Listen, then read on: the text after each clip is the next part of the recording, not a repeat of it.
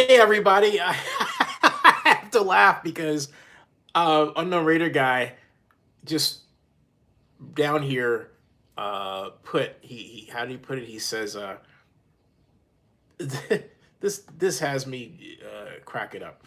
He says put me in iPhone, put me in the contest if it's to win an iPhone. And I'm sorry, unknown raider guy. That's a great idea, though, but it's not to win an iPhone. Uh, However, you would be quite uh, correct to think that's what I meant when I was like waving an iPhone. But if I had, it's a great idea.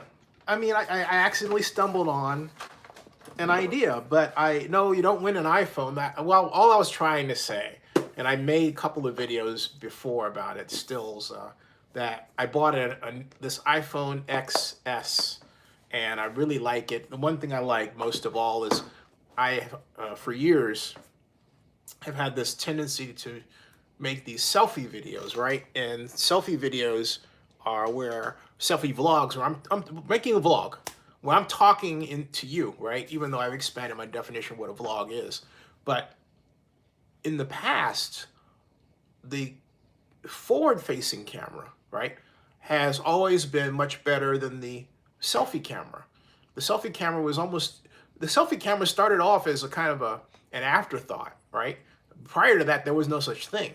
And then people started making these selfies, and these very brilliant manufacturers caught on, and Apple was the first to really catch on and really create the selfie movement, right? And then Samsung followed up very quickly. Samsung has always been right on Apple's heels, has been pushing Apple to say the least, and by some measure actually has a better product, even though I'm an Apple loyalist, mainly because I like the look and feel of Apple, okay?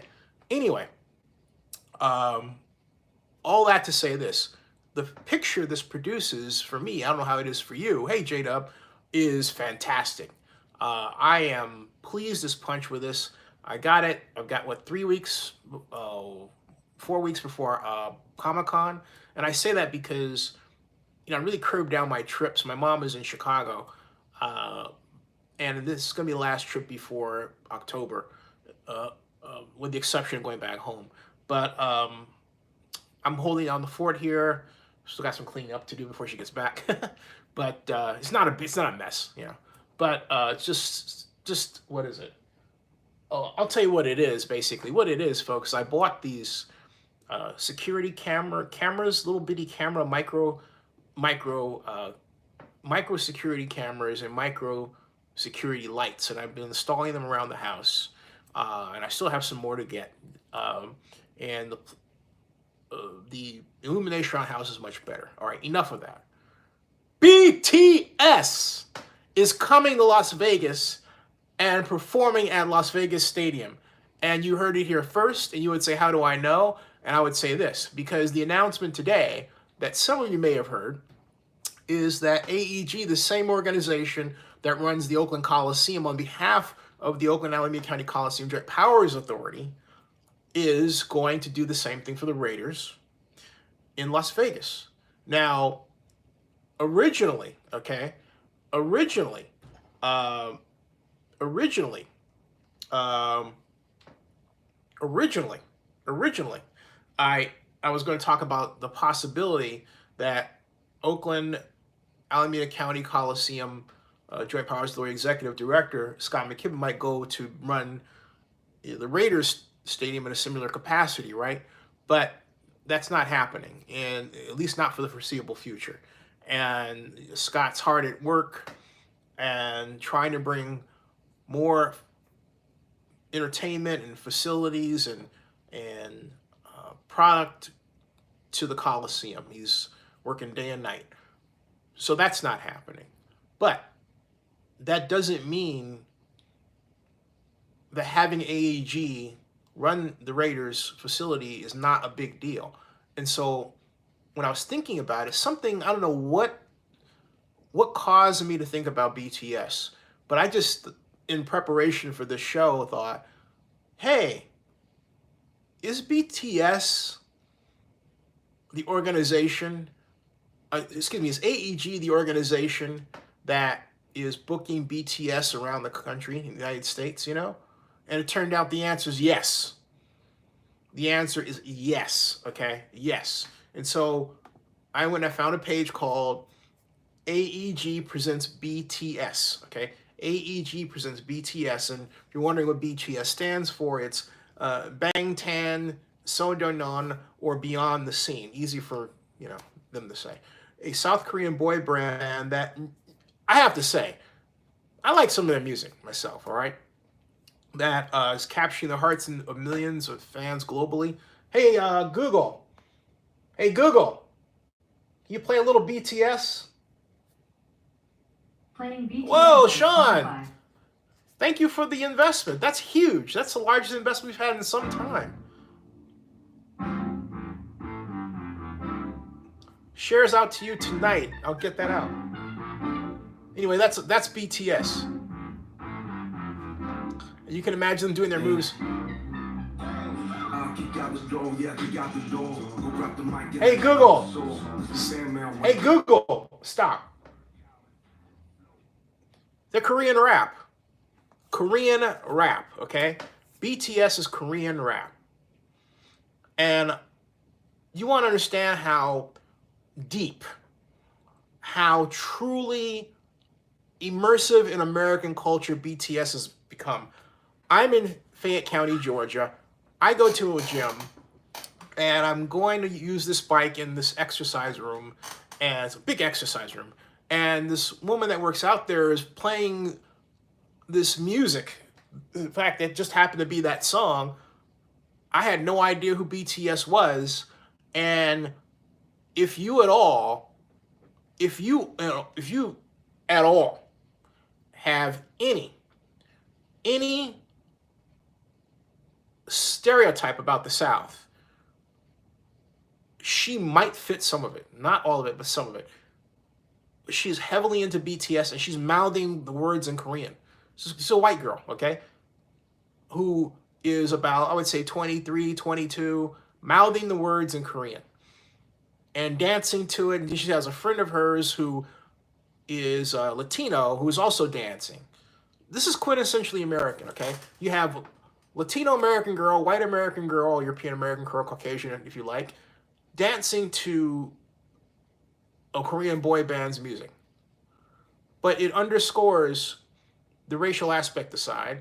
No, the racial aspect is really important. It underscores just how, first of all, diverse and integrated we really are, but also how much Korean pop has really come into this culture in a beautiful way. And they weren't really the first. You have to really credit Psy. Remember Gangnam Style? Gangnam Style, which resulted in a YouTube video that was seen, I believe, 150 million times initially, and is still now I think it's got several billion views, and it's still one of the most popular videos in YouTube history. And so, hey, I think J-Dub made an interesting comment just now, where he remarked that he said some people look at it as cultural appropriation in its biggest form. And, you know, I want to say something about that. And I'm just going to be really blunt here, okay? The reason why I have a problem with the idea of cultural appropriation is this. When I've always heard us as black folks complain about whites, you know, stealing our culture or names. And I remember 30 years ago, one guy says, every time we come up with something, they take it. But I always think in terms of the reverse, right? I'm a huge MC. I know him. MC Hammer is my friend. But my point is that I always didn't think of things in reverse. In other words, does my love for the Rolling Stones or Elton John, or my trying to sing, you know, Elton John, or my interest in Star Trek, or anything that someone might think is white, does that mean I'm culturally appropriating something that's white? You see what I'm getting at?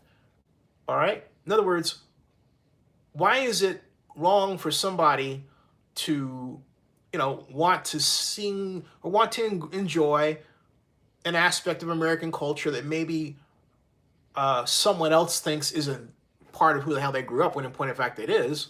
All right, and that somebody else can't. Let me underscore this from an entirely different way. I grew up listening to WGN on the radio. I grew up listening to Jack Brickhouse call Cubs games, and that was my environment as a little kid. It wasn't the White Sox, and I didn't hate the White Sox. I just, because of the fact that I could get one radio station over the other, or it came on. That just is the way it happened. All right. I really enjoyed. Sean said he live on 72nd Avenue. You live in Chicago right now, Sean? And my point is, we all have a right to enjoy all that American culture offers us. Oakland. Okay, yeah, Oakland. Yeah, that's right. You live in Oakland, Sean. Sorry about that. Yeah, I live by the lake. But my whole point is that we all have a right to enjoy American culture that by its design is diverse. There's nothing by that in the law that says that because you look a certain way, you have to do a certain thing, or that she looks a certain way, she has to do a certain thing, and on and on and on. There are places, all right? J-Dub says, I used to live on 71st and Hamilton way back in the day. I got my hair cut not too far from there. But my whole point is that some interest, why do you keep botching about the Raiders move? Wait. Did I say anything about the Raiders move? I mean, who is this? Who are you? I'm talking about BTS in Las Vegas. And this, I mean, tell me one reason why I should keep you on my channel for the next 30 seconds, all right? Because that was idiotic. I'm talking about BTS. I'm talking about something that's actually positive, if you think about it. You come up and you're trying, what this person did, this not this mean, this evil person, had tried to figure out for some time how to get past my protocols so that they can't use a bad word, and finally figured it out, all right? My point is this, Summy. Look, delete the comment. If you don't delete the comment, I'm booting you, all right? Because you need to comprehend a conversation. You don't just come in with your stuff. Now I'm going back to talk about BTS and what I was talking about. You have 20 seconds to take that down or you're gone. The clock starts now, okay? So at any rate, my point is this. We have a beautiful culture that allows us to say, hey, you know what?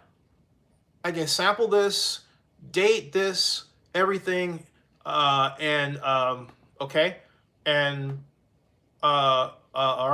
and enjoy, okay? So that, and the point that I'm making is, if that is cultural appropriation, then we all appropriate culture, all of us, every single one of us, okay? We are all cultural appropriators, period.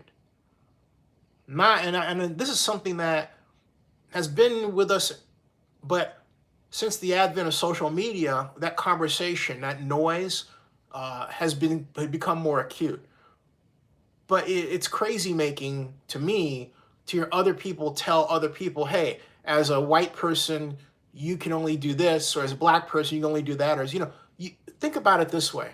When anybody uses the term cultural appropriation, all right, ask yourself this question. What happens if, ask them this question. What is it they do, right? If they go to a karaoke bar, what kind of song do they sing? If they're a black person who sings Hall & Oates, think about it. Are they culturally appropriating something that's white because they sing Hall & Oates at a karaoke bar and they're American? No. We have something called American culture, and people have to really get it in their heads that American culture, by its design, American culture is designed to be diverse.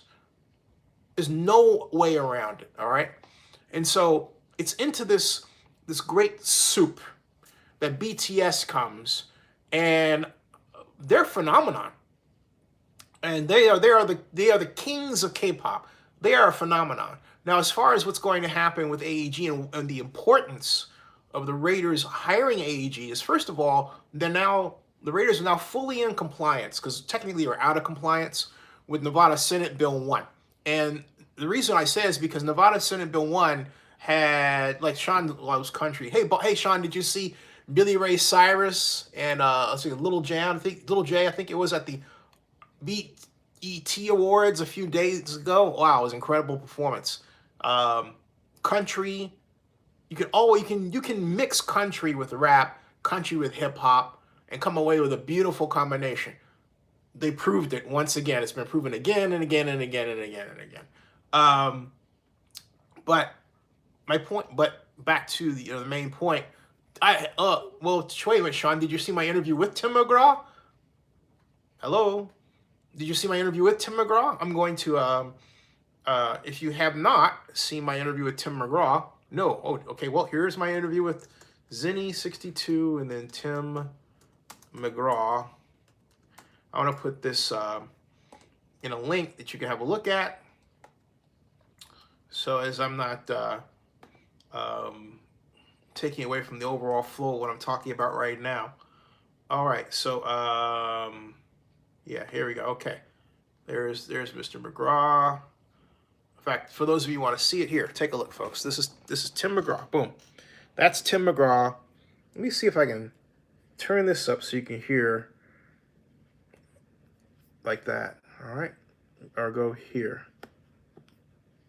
Oh my gosh. I don't know. I think here it is.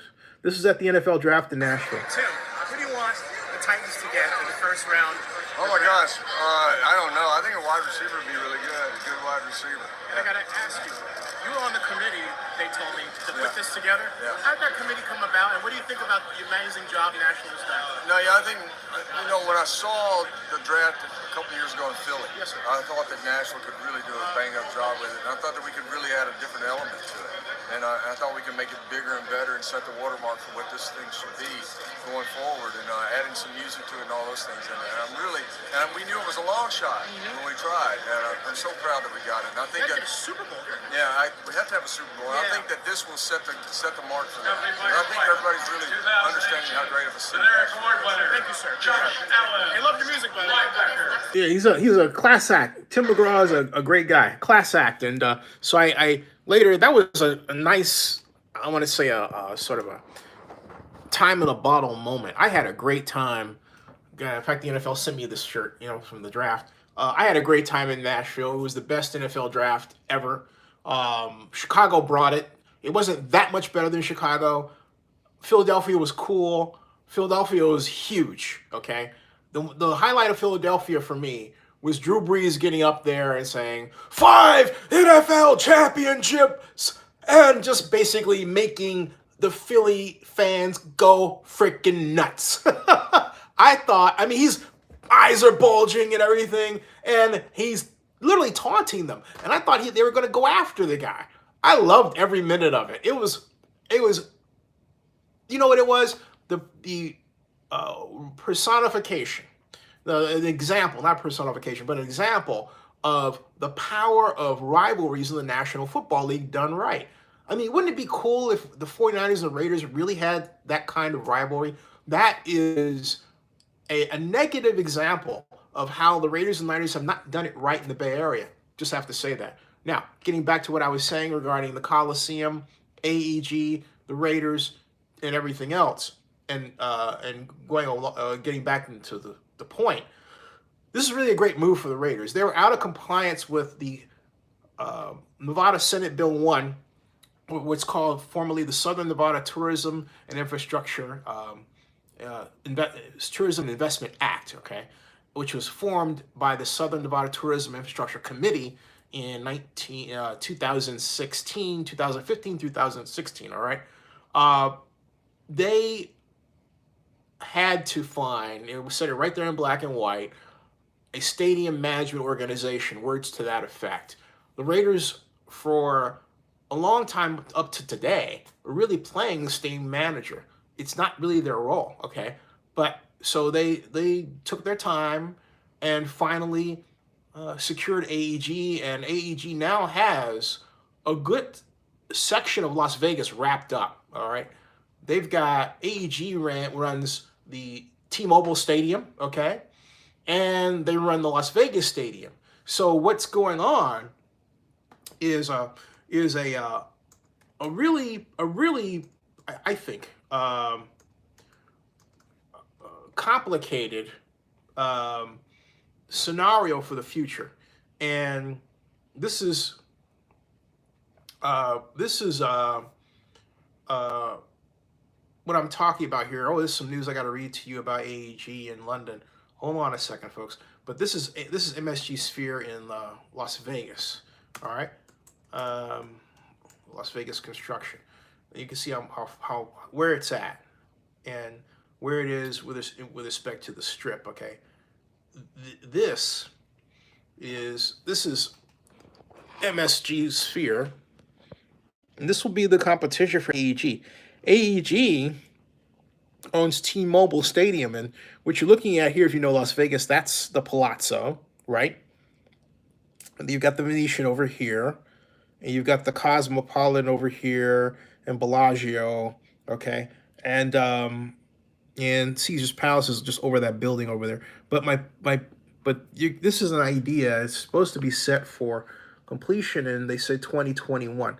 But here is the problem from the perspective of the Raiders, and what is developing. All right, what's happening is that they've got, I don't know. That's not. That's actually T-Mobile Arena, folks. So that's T-Mobile. T-Mobile is finished. Okay, that's T-Mobile Arena. This is ran by AEG. All right. So this is called the MGM Resorts International AEG Arena. So they'll have this, and they'll have Las Vegas Stadium down the road. But see, right, not too far away on the other side will be this. Okay. And as Las Vegas Weekly said, 2020 could remake the Las Vegas Strip. Now, Madison Square Garden selects AECOM for Sphere venue. That's not a venue. They're not running it. But my whole point is that it sets up a battle between Las Vegas Sands and this consortium, I think you could think about it, that consists of MGM, okay? MGM. Whoa, excuse me there. Oh, I didn't want to do that. Fortunately, oh boy, oh boy, oh boy. Okay, so let's try this. Okay, sorry about the fall there. All right, but thank God for a sturdy case. I'm glad I did well in selecting it. But at any rate, okay, here we go. All right. But it sets up a scenario where MSG Sphere ran by Las Vegas Sands. Think about that. The same Las Vegas Sands founder, director, principal owner, Sheldon Adelson, versus the Las Vegas Stadium, which is publicly owned by Clark County, okay? Although its principal tenant is the Oakland Raiders, or the Las Vegas Raiders, and UNLV on that side.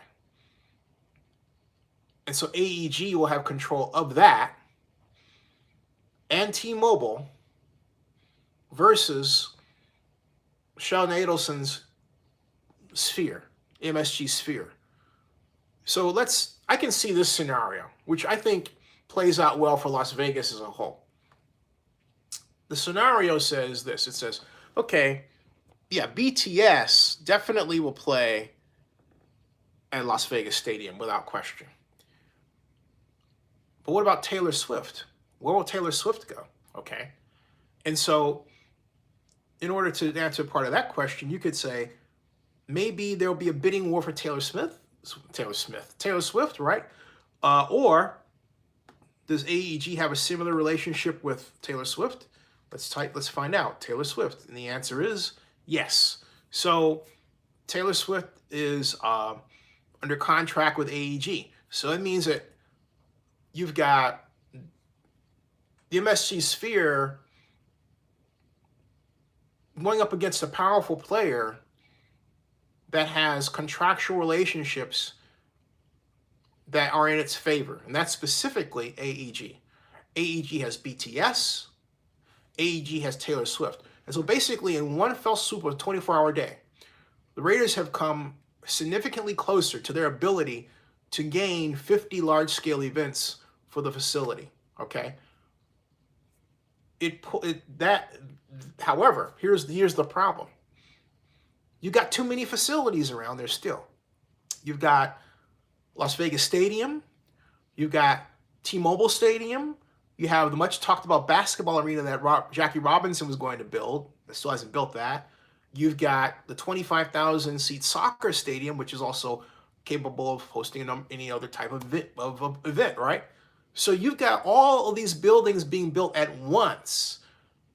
In addition to the new convention center space, the addition of almost 2 million square feet of new convention space. So all of that space needs something to fill it, right? And that is the problem the Raiders face. AEG being the principal event attractor goes a long way towards helping them solve the problem. But what's working against them right in their own backyard is the fact that you've got all of these event spaces.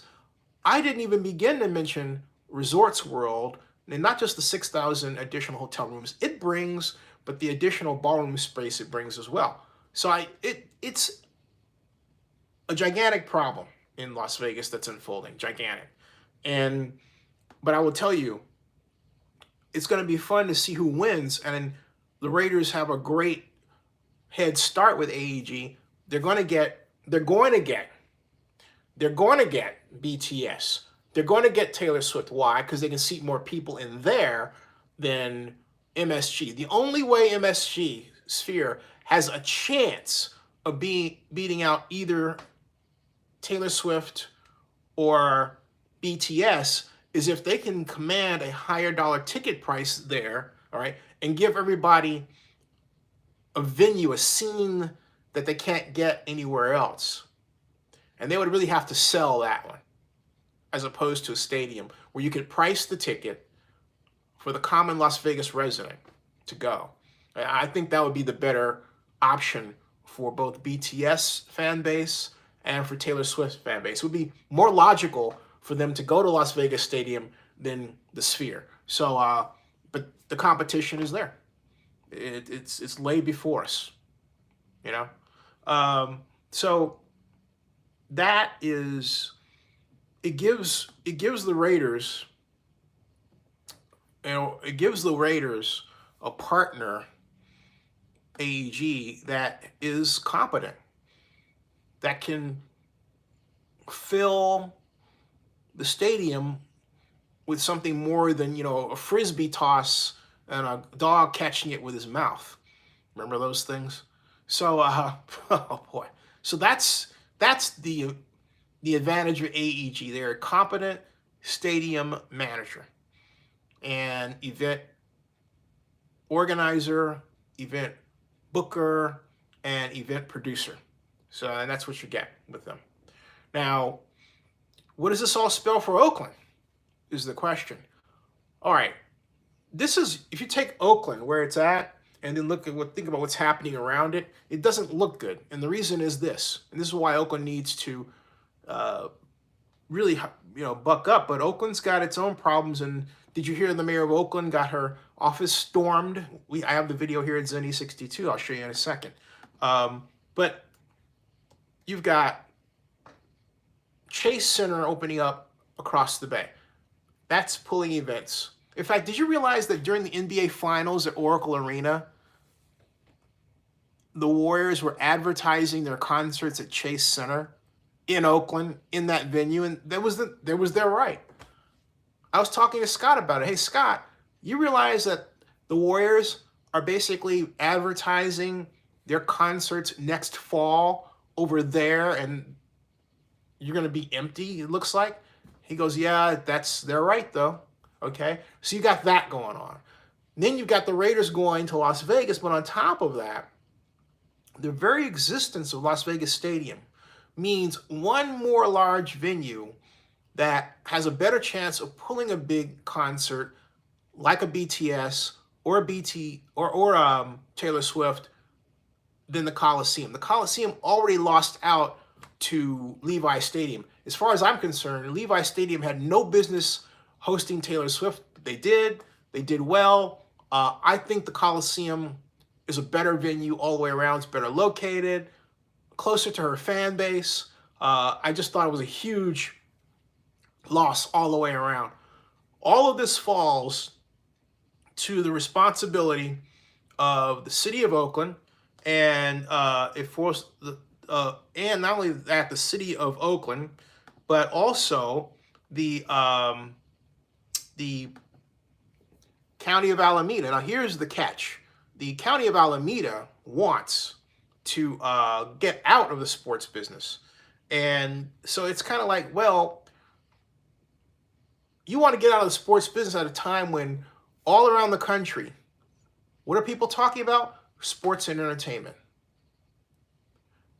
Do you realize that MGM, the same MGM that's building the same MGM that is building the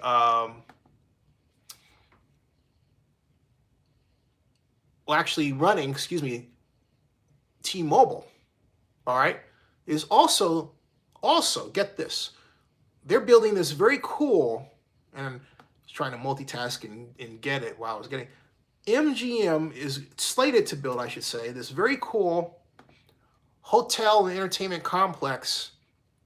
Guess where? Guess where? Nashville. Take a look at this. Yeah, so yeah, it's the same MGM that laid off. Here you go. The same MGM here that laid off 1,100 people in Nashville. In Las Vegas. And then, hey, Jack Bauer, how you doing? It's the same one. They are set to build this hotel downtown, which is also an entertainment complex. MGM. That's right. Okay. If you need, and they're partnering, MGM actually in this case is partnering with AEG. Okay. They've also partnered with AEG at T-Mobile. So you have MGM, which partners with AEG in Las Vegas. They are partnering with AEG in Nashville. And it means what everyone has said to me, that Nashville is becoming the next Las Vegas. Okay? Nashville Yards is what it's called. And Nashville is becoming an incredibly hip city. Okay? If you've never been to Nashville, check it out. That's going to be that. I don't think it's ever going to overtake Atlanta in terms of activity, but I do think it's going to form a great alternative destination between Austin and Atlanta. It's going to really transform that part of the South into a place to be in a more contemporary environment. I can see over the next 10 years a great international corporate presence there. Rob Iman, you hit it on the head. Rob Iman said that he could see Nashville as an expansion for Major League Baseball. I could see that too, although I'm concerned about the very survival of baseball. So my God, baseball it could be doing a lot better. It just is not hitting the marks, and we talked about it. Those reasons the other night, can raise them again. Okay, but hey, Manny Flo, how are you doing? What did you miss? Well, you're new, so why don't you tell us what we need to know? Because you're new. I've never seen you before. I don't know who you are. Jack Bauer, I know. Sean Watson, I know. All right. Sean Watson, Oakland player. Rob Iman says the next CBA is going to be critical for Major League Baseball. Why do you say that, Rob? Because I was thinking about CBA for the NFL. That's the one that's going to be critical. And they're already having meetings about that right now. But hey, everybody, welcome to Zenny62 on YouTube. We're talking about the amazing news that the Raiders have, if you ask what's up, the Raiders have selected AEG Ansich Entertainment Group, okay? Ansich Entertainment Group to be the stadium manager for Las Vegas Stadium. And we're talking about what that association, what that pairing means from an entertainment standpoint. It means that BTS, the Korean boy band, and Taylor Swift will play at Las Vegas Stadium. That's what it means. It means huge. That's huge. That is huge for Las Vegas. And it sounds a clarion call that Las Vegas has moved into this new area of big events. And folks, I want you to understand how large this market is becoming. What I'm talking about is this market of experiences where you're buying an experience. You can buy through NFL On Location, not just a Super Bowl ticket, but the experience of walking through the locker rooms, being on the field with the winning team after the Super Bowl, laying down on the field and making angels in the snow that was created by all the confetti on the ground. I'm serious. That's a purchasable experience. And it's not just for the NFL.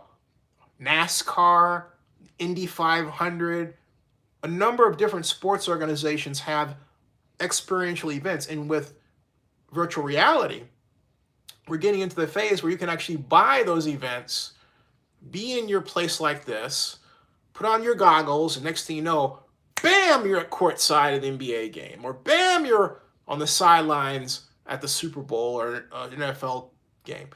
On and on and on. That's the future. But it's the experiential economy. And so what Vegas is adding in all these venues that Oakland doesn't have, and really worries me. We have Oracle Arena.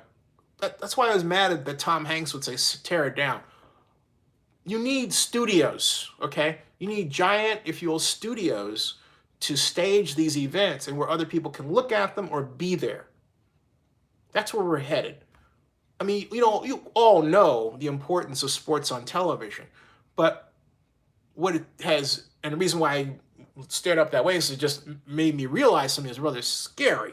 But what it made me realize is when you talk about a studio event, you talk about something that comes potentially with the F word, fixed. That's right. That's right.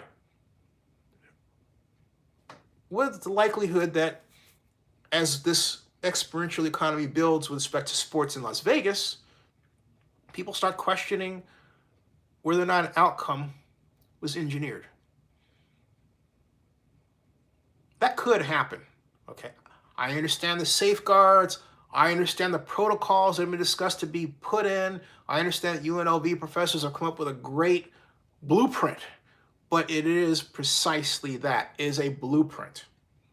A blueprint. And so I think as we head down this path, it's fraught with peril from that perspective, but it is still nonetheless very exciting. It is forming a new kind of economic development that if you are a city which doesn't have the edifices to have these buildings, to have the, the edifice is a building, doesn't have these edifices to have these events, you're losing out. If you don't have a big stadium centrally located to host a Taylor Swift concert or BTS or the next large performer, or if you like, can you imagine, this is for you, Sean, can you imagine MC Hammer teaming up with Kanye West and then bringing along 50 Cent and then throwing in, well, nah, not Justin Bieber, but yeah, that would be, yeah, Eminem, okay? Yeah, that would be a great lineup. That's worthy. Oh, add Jay-Z, add Beyonce, add Rihanna. Okay,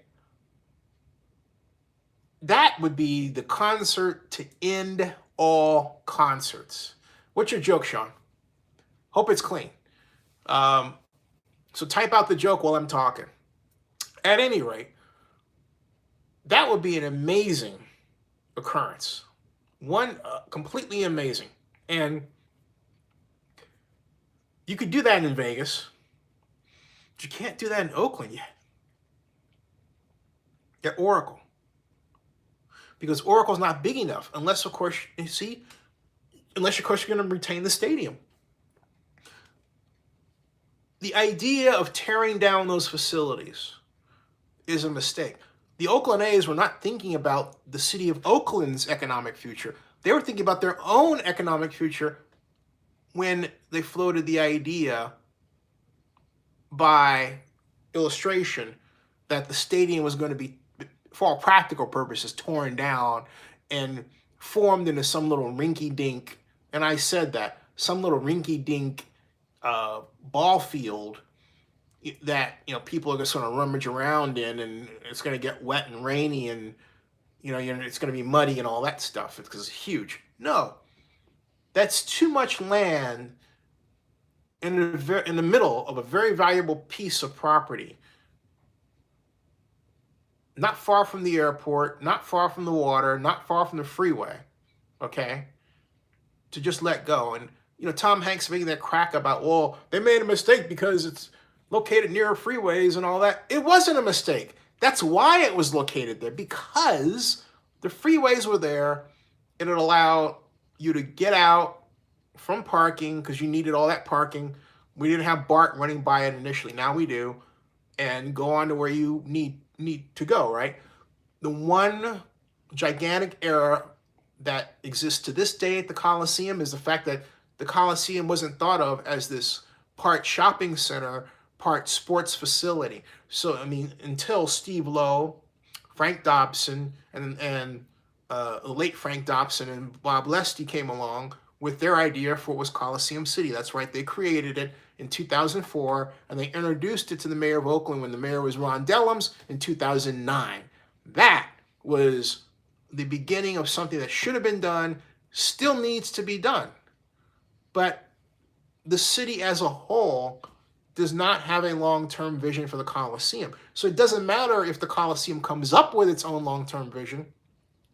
The city of Oakland has to buy into it. It needs a champion. It needs a person or persons. It needs businesses who really say, you know what? This is an asset we want to not only retain, but build. And then quite literally pull the elected officials along kicking and screaming, because I am massively convinced that government does not know how to engineer outcomes as it did before with respect to fiscal sources, with respect to genius use and creative use of public financing, let alone public, let alone private with public. We don't have it like we used to. It's a big concern. So we need people who would champion this on the private sector end and then bring the public sector along. And also we need to build affordable housing around it. So all, you know, the problems I'm laying out are easy to solve. We don't have the political will, and we're suffering for it. Do you realize, I'm just going to change conversation for a second. I want to show you how bad, this is how bad the situation is in Oakland, okay? I mean, this happened today, all right? I have established a relationship with Union Local 21. They are vloggers on Zinni62.com, and of course the videos go to Oakland News Now, right? So this is what happened today. In front of the mayor's office. Take a look at this, folks. Boom. That's right. Stop union busting. Okay? That's what it says. Stop union busting. And this was the scene outside as captured by Local 21 for Zenny62 on YouTube. Let's start by here.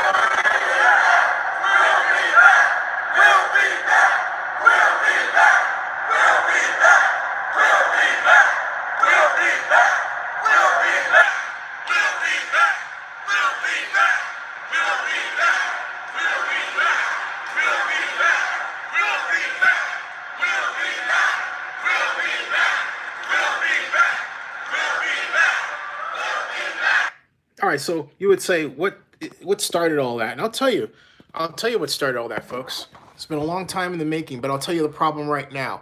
City of Oakland workers, many of them do not make enough money to maintain a roof over their heads in Oakland. A number of people are homeless who are City of Oakland workers. These are active City of Oakland workers who are homeless, living out of their cars or wherever they can, and yet still working for the City of Oakland. Have you ever heard of that? That's unheard of, but it's true. It's happening right now. It's so bad that, and you say, what's the cause of all this? Very simple. Housing costs have went up. That's it. It's been the driver for these problems. So you've got people, and it's not just the housing costs, all right, in fairness to an honest story, okay? The other problem is that City of Oakland has failed to, because they kept furloughing workers over time, they have failed to have the total payments to workers meet the consistent increases in cost of living in the Bay Area, all right, and in Oakland. And in particular, this has been true over the last 4 years. We've never had strikes like this before, folks. And if we've had problems with this, it's with the school system in the past, not the city. The City of Oakland worker, historically, has always been considered to be at least upper middle class in terms of payment, if not middle class. Well, folks, that's gone, all right? And something that caused it to go away was when California Governor Jerry Brown worked to get rid of redevelopment. Because prior to the termination of redevelopment law, Oakland's redevelopment agency served as a source by which the city of Oakland could borrow needed funds from and then pay it back. What was the reason for that borrowing? To pay workers, administration, or to conduct service activity that was outside the standard budget for a department, right? That was common. That was extremely common. Now, but that was, you know how far ago that was, folks? The last active year of redevelopment in Oakland in California was 2011. This is 2019. We're headed in 2020. We're about 2 years from 10 years past when redevelopment got rid of, and we instituted something called ranked choice voting. We've had a great deal of turnover, both in administration, and I don't mean just who the mayor is, but I mean city administrators and everything else. Rob Iman says they're about to start another signature drive to qualify a ballot measure on rent control in California. It's going to pass one of these days. It's out of hand, and what's going on is, hey, Barry Lee, how you doing? These prices for homes and to live are so high that it impacts a person's ability to eat. It's impacting a person's ability to do their job. It's impacting their ability to enjoy a movie, okay? It changes their attitude and their temperament. So at some point, this thing rightly should come crashing down. And it's the one reason why I say that Democrats do not have, as messy as the White House is, Democrats don't have the elections sewn up.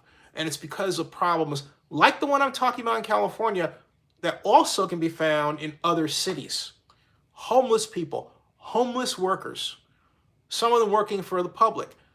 And because of this gigantic nationwide rise in housing costs. And Rob Iman says the Central Valley is living proof of what's going on in California. Thank you, Rob. Can you elaborate on that in text? I appreciate that. Well, my point is that all of this happens. You say, what does this have to do with the Raiders and economic development in the stadium? Everything. And here is the simple reason why. Were it not for these housing costs, the common Raider fan would be better able to afford the tickets that are being imposed and in Las Vegas or any place else. But if you live in California, you live in the Bay Area, it's a tighter squeeze, okay? Then, on top of that, in long term, we've chased away a lot of the jobs that would give many basic educated folks who got nothing more than a high school education or GED, a job that allowed them to feed a family of 4. We stopped allowing that. And it came at the same time that a lot of companies were going overseas to build their plants because the labor was cheaper. That hurts this country. We've had decade after decade after decade of that behavior, and now we're paying for it. What we could have done over that period of time is actually subsidize the wages here in the United States. If you say that's socialism, I say it's money. It would have kept the companies here because you could have had a quid pro quo. I give you this, you stay here, right? This is where Trump is right. He's right at pointing at that problem. The trouble is you can't solve the problem with a tax credit, all right? You cannot solve the problem with a tax credit. You have to subsidize. You have to give money to industry, period. Multi-year, billions of dollars a year, to a point where we need to actually change our tax structure to have something called a value added, or if you like, some people call it a consumption tax structure, where it's like a national sales tax, right, of a sort. But the European countries have that and allows them to pay for many of their services. We don't have it. A value-added tax could, by one estimate, raise as much as $400 billion a year, $400 billion a year that we could then use in part to provide health care. You only need $492 million annually to finance that part of Obamacare that others said wasn't easily financeable. $492, well, you wouldn't have to have the tax and the mandate, right? 492 million, not $492, but $492 million. Think about it. 492 million out of 400 billion.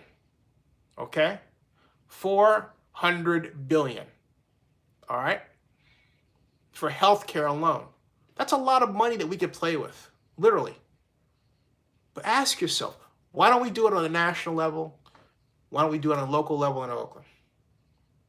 We're headed for the continuation of a structure of a society that we can do better, folks. I'll just leave it at that right there. We can do a lot better. And all of this affects the National Football League. People can't afford to go to the games, but you know what? That doesn't hurt the NFL as long as they have television. Just like Jerry Jones said when he was getting his Hall of Fame jacket, hey, only 7% of our revenue comes from people buying tickets. Translation, we can afford to lose part of 7%, if not all of it. But see, that 7%, you know what that's becoming? Your studio audience. The people who pay a premium to be there, who then form the backdrop for television that the rest of us watch. That's where it's not that we're headed to that. Folks, that's where we are right now. Right now. Barry Lee offers this. He says, Barry Lee says that I saw here on YouTube where renters are being forced out of their residence because the landlords are raising rent because the landlords are only concerned with making money. Oh yeah, there have been a number of illegal evictions. Okay, a number of them.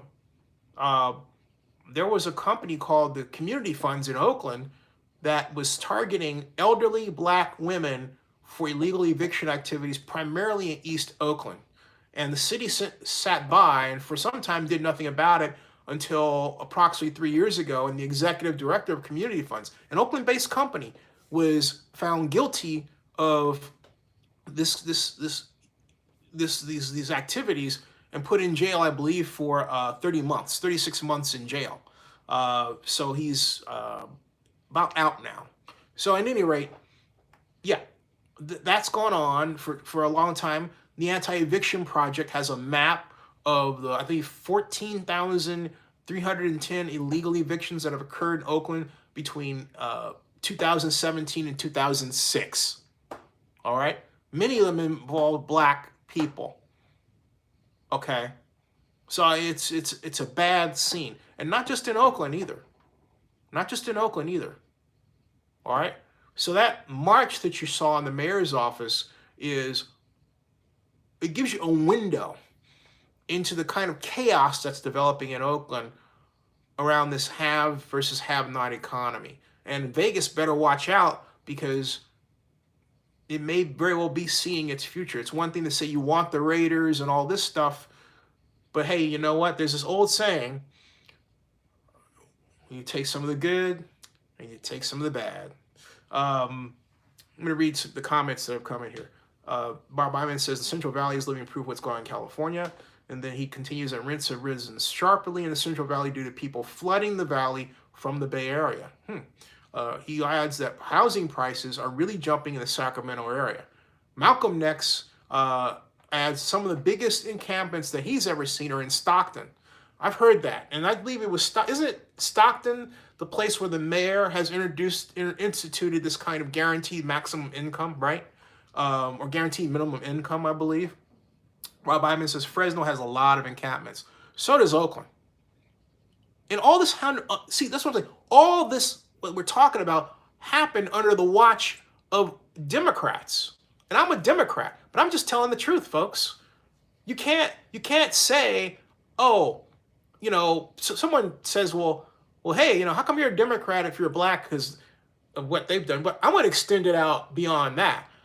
How can any of us say they were Democrats and advocate for the working poor when we're kicking the working poor out in the street? All right? This is beyond color. This is economics, and the Democrats are fucking up. But then we're going to look to the Republicans to solve the problem because John Kenneth Galbraith, the famous economist, my intellectual hero, said it best. Republicans have the singular distinction of accusing government of being incompetent, and then when they gain power, doing everything they can to make it so. I think we're seeing that right now. Now, Barry Lee says, I said that one. Rob Ivan says, $200 to sit near the end zone in Levi's. Whew. Rob Ivan says, gentrification is a major problem in Oakland. Yeah. Rob Ivan says, I may be moving to Arizona for cheaper housing. Arizona is nice. Scottsdale, the Phoenix, not far. About where I stayed was about, I would say a half a mile from the Arizona Biltmore. Nice area, nice shopping center, nice place where it was like 80 degrees, and I was staying in an extended stay not far from there. Went to Giordano's, had a deep dish pizza. I believe I put on the video here. Oh, heaven! I had a good time there. I started to drive to Scottsdale. Rob Ivan says Phoenix is becoming the new Silicon Valley. I got to get Eric on here too, the sports agent who was represented Jamarcus Russell. I got to see how he's doing. Come to think of it, you know. Hey folks, it is 1:19, and since I got to bed at the crack of dawn, yeah, the crack of dawn, I'm gonna cancel out earlier, like a few minutes. Barry Lee says in Austin, Texas, the city was issuing tickets to homeless encampments. Just the other day, the city passed a resolution to decriminalize encampments.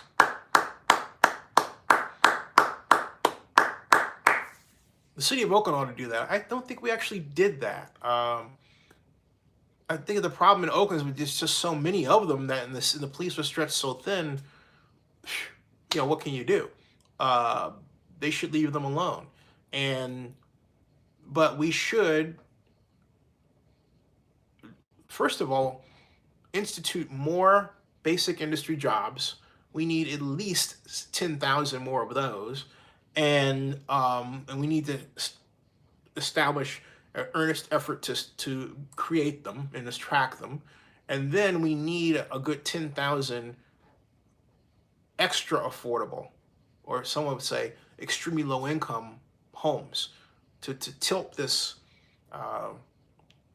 base. And then we need vouchers for people who are, facing transition problems. Maybe they need, $2,000 to fill in the blanks until they land a job or are able to do something. And we have to destroy, first of all, the problem of the lack of affordable housing, and we have to really get this underemployment rate down. I know what I said, underemployment rate. Do you realize that our underemployment rate in the United States is 34%? It's 35% in the San Francisco Bay Area. Underemployment means that you're not making enough money commensurate with your skill set and experience. Underemployment. That's right. It's an epidemic problem that we've allowed to get there by, quite frankly, ignoring and becoming so in love with tech that we have paid zero attention, well, not zero, but no attention to building up our basic industry. We've been content to let it go offshore. We can get it back if we want to. And that, see, again, Donald Trump is right about that, but he had the wrong solution.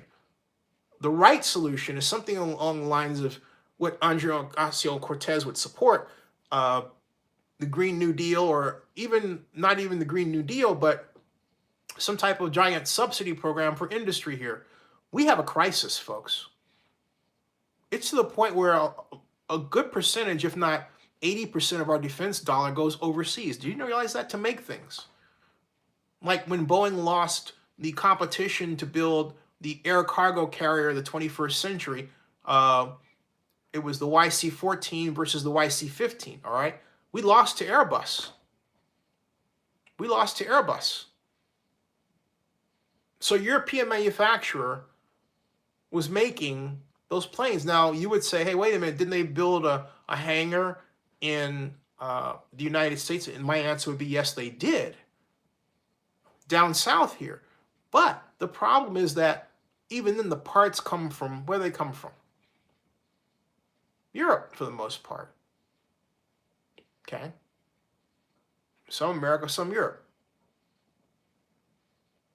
It would have been better for Boeing company to have that contract, but they didn't.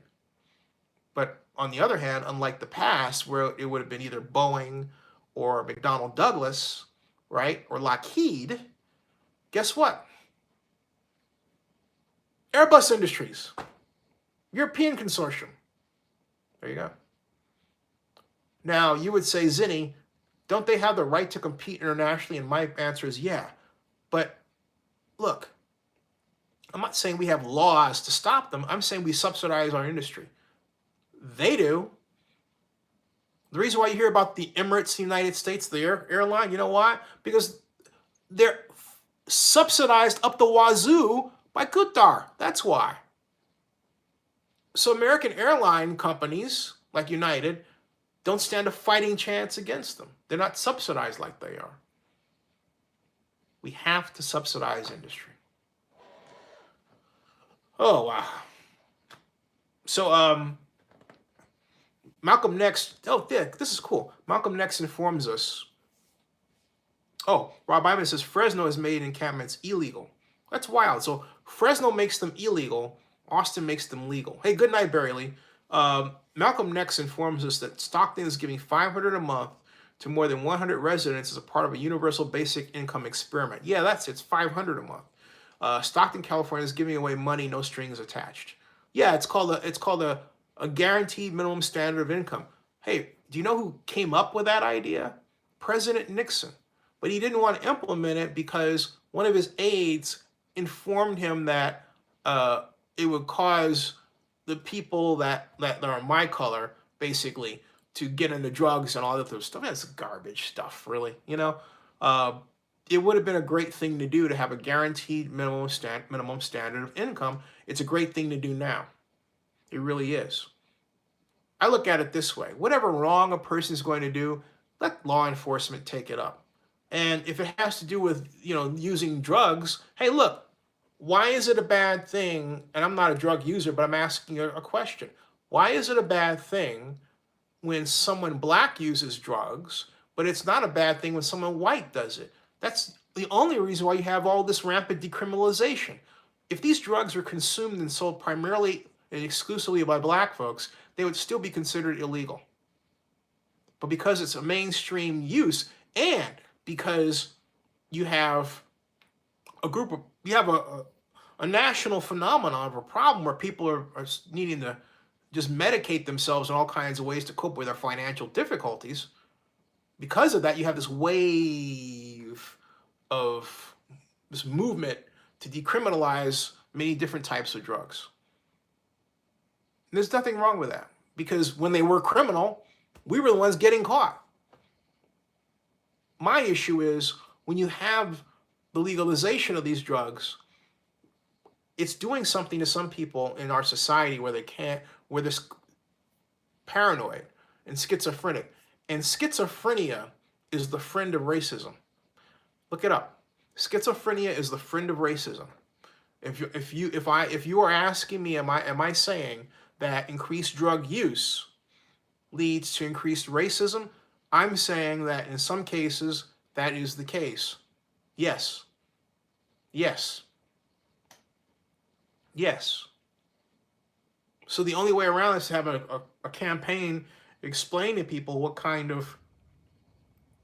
this stuff is doing to your head. I don't care if it's opioids or any of the drugs that are being heavily used, and how about the ones that are still illegal, like heroin, but are still being used in more widespread fashion? We have a problem, folks. The reason why I think the guaranteed minimum standard of income is great is because it gives people the money they need so that they're less stressed. $500 a month? Nah, I think $1,000 a month is a better mark. $1,000 goes a long way toward helping a person. $1,000 can go to their rent. $1,000 can go to fix your car in an emergency. You need your car to find a job. You need your car to get to a job. You need your car to do a job. Unless, of course, you're online like me. All right, folks. Great show. Thank you. And I'm glad you, hey, Sean, I'm getting stock out. Thank you very much for the investment. That was the highest we've had in some time. And God bless everybody. And I will see you here tomorrow night. Thank you. See ya.